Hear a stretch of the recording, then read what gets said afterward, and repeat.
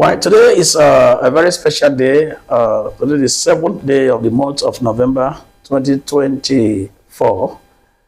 At yesterday, I received a very special friend or friends, but to be precise, a friend that I've not met in my life, but I met him for the first time yesterday. He came to Nigeria, came to know me through Bishop Elijah, who has been in Gambia, who is almost a Gambian. Let me use the language. And I heard some testimonies, and it's okay, he will come as well to also know me, so we can have a fellowship.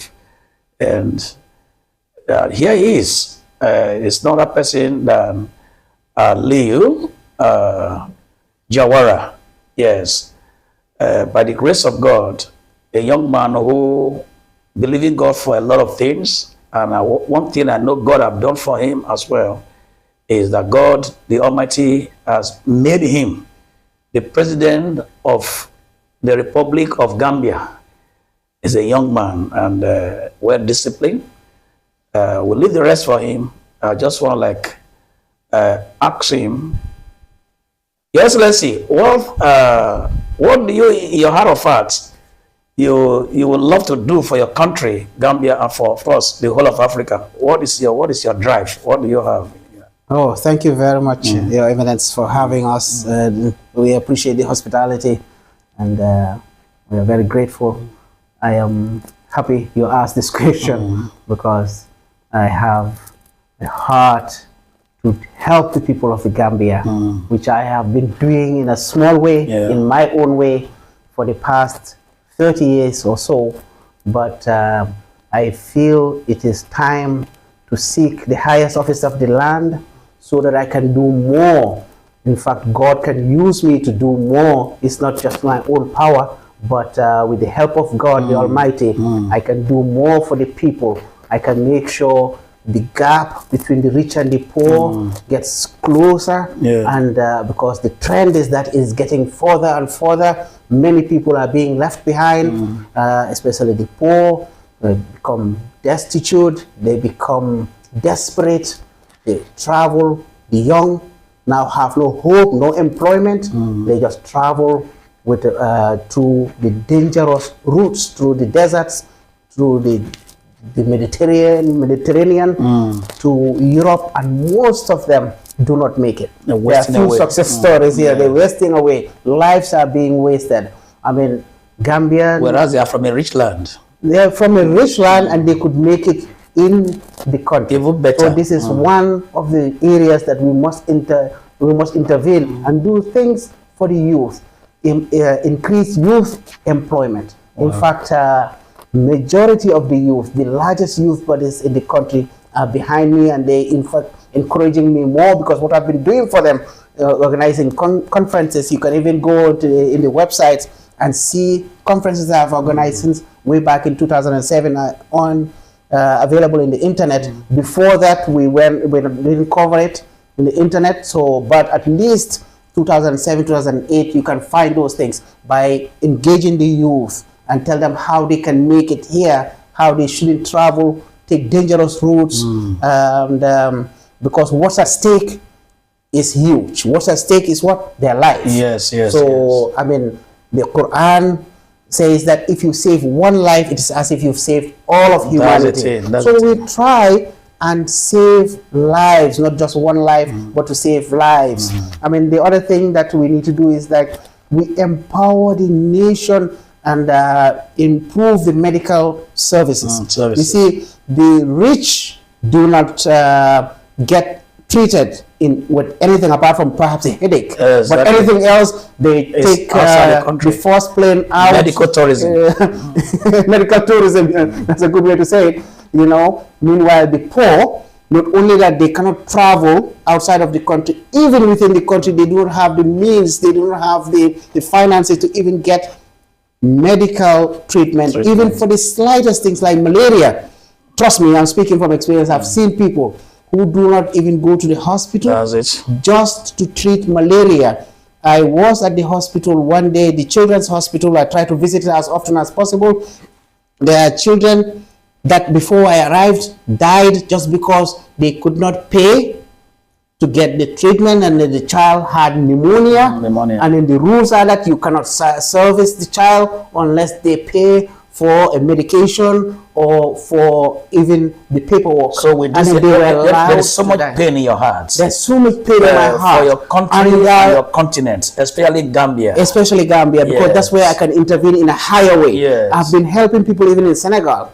You see, I've been bringing medical, medical items, and I've been bringing laboratory equipment to the country in Gambia and Senegal. I've been bringing sports because they also need sports. Through sports, you can even get healthy. Yes. So I've been bringing sports equipment, footballs and jerseys, and then you can find records of this as well.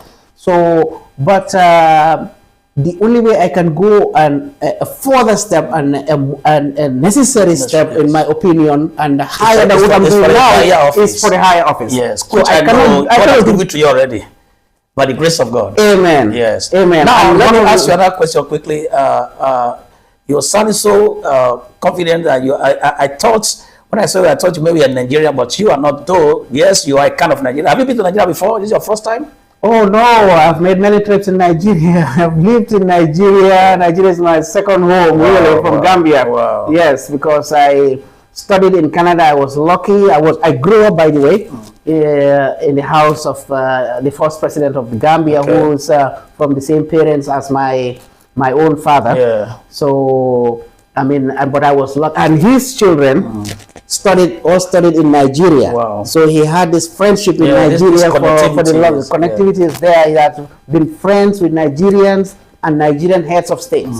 You know, so all his ceremonies were graced by Nigerian president and Nigerian bishops and religious bishops and imams. All the ministers, yes. All the ministers. So what's the greatest challenge? You know, what actually is the major problem of Gambia? You know, is it the leadership or what is actually the major problem? Unfortunately, the leadership. Unfortunately, the leadership has to change. A new dimension, a new direction must be taken.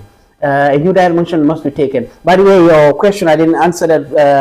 I didn't complete the answer of your first question about, is this my first trip to Nigeria? I've been here before. I worked on a Shell project, one of the biggest Shell projects here, in a associated gas gathering project. I was handpicked by Shell from the company that I was working with, which is Excellency, to come and lead the project. Which year was that? This was in year 2001, 2004. Okay. So, I mean, we had a successful project, and then when the project was finished, then I was asked by my parent company, which was Excellency to go back, which was very sad for me and for all my friends in Nigeria and the companies in Nigeria. And thank God you are here again. Thank God I'm here again. This time is for a bigger project. For a bigger project, yes, exactly. Your presidency. It's all right. I want to appreciate God and for the life of our beloved brother, who God the Almighty has lifted even in a time like this for the sake of the suffering Gambians and of course Africans.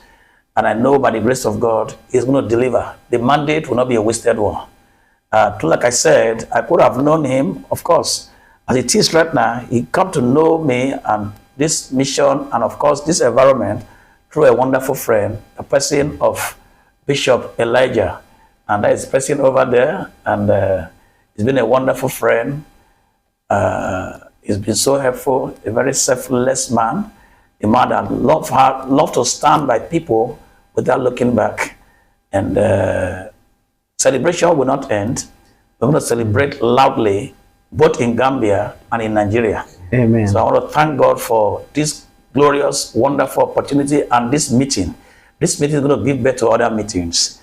Anytime from now, we'll go out to see some other persons, some big politician that I also have spoken to meet with my brother one-on-one. So we thank God for this meeting. God bless you. So you are welcome. Thank you. Can I just say one more thing? Yes, go ahead. I'm here in Nigeria, first and foremost, to dedicate myself to you, to be my mentor, my support, my guide. I mean, I would appreciate any advice, whether you are telling me stop doing this or please go ahead and do that. I will take them both as a great advice. What I've seen in you has really overwhelmed me. If I want to speak, I might be emotional, but I've been extremely grateful and I've been blessed. I have I've felt spiritual uplifting by just being with you. I'm a Muslim, and maybe I'm speaking like a Christian, but I mean the way I feel is just because this is just one God. You see, my uncle, religion is not the issue. He was the president of Gambia.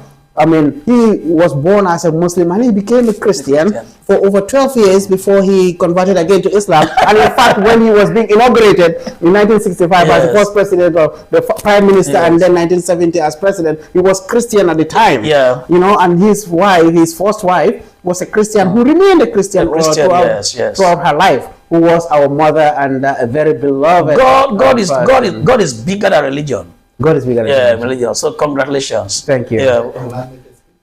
Okay, maybe you have to cut.